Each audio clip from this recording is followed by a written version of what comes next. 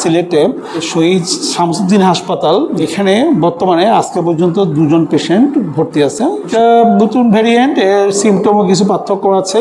যেমন আগে ভ্যারিয়েন্টগুলোতে জ্বর কাশি থাকতো, এখন জ্বর কাশি কম, এখানে বেশি হচ্ছে শরীর ব্যথা, বিভিন্ন জয়েন্টে ব্যথা, পিঠে ব্যথা, তারপরে ক্ষুধামন্দা, এবং যাদের খুব বেশি তাদের নিউমোনিয়ার মতো একটা সিমটম হচ্ছে।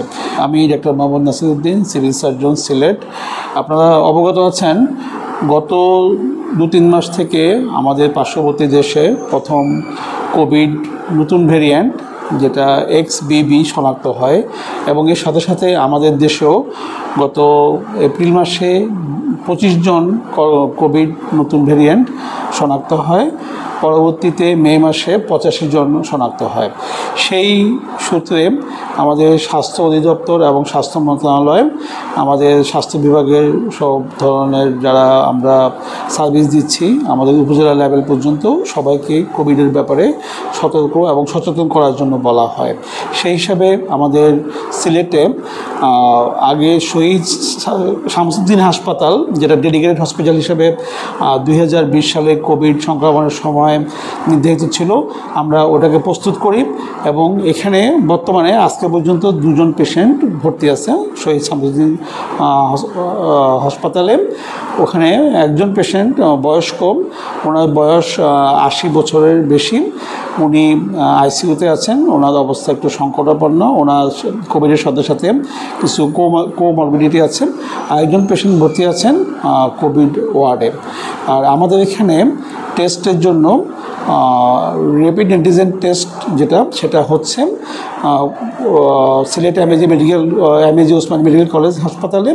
এছাড়া আমরা আমাদের উপজেলাগুলোকে সবাইকে সতর্ক করে রেখেছি যে যদি এ ধরনের কোনো পেশেন্ট পাওয়া যায় যাতে এদেরকে সচেতন করা হয়, সতর্ক করা হয়, এবং যাদের সিমটম বেশি হয় তারা যাতে নিকটতম হাসপাতালে ভর্তি হয় এবং ডাক্তারের পরামর্শ নেয়।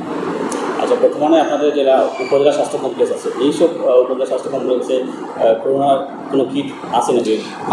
আমাদের এই মুহূর্তে শুধুমাত্র সিলেট এমএজি ওসমানী মেডিকেল কলেজে কিট আছে, ওখানে পরীক্ষা হচ্ছে, আর কিটের সংকট আছে। আমরা এটা চাহিদা দিয়েছি, আমরা হয়তো এটা 2-3 দিনের মধ্যে হয়তো আমরা কিটটা পেয়ে যাব।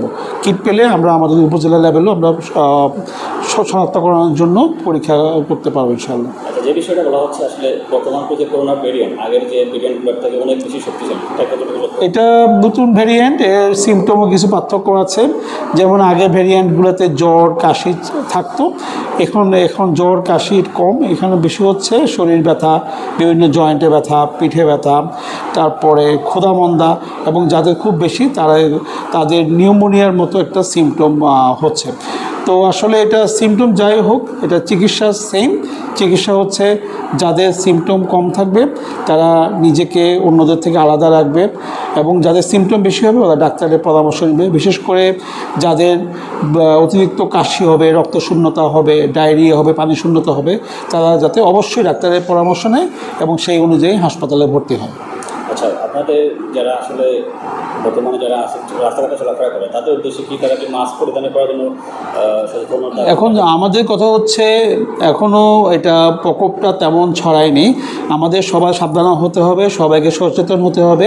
আমরা যদি কোনো জনসমাগম বা যেখানে মানুষের ভিড় বেশি ওইসব প্লেসে গেলে আমাদের অবশ্যই মাস্ক ব্যবহার করতে হবে, এবং যদি সম্ভব হয় যারা এই ধরনের রোগে আক্রান্ত ওরা অবশ্যই মাস্ক ব্যবহার করে, এবং ওরা নিজেরাও সুরক্ষিত থাকে এবং ওদের পরিবারকে, সমাজকে যাতে সুরক্ষিত রাখে।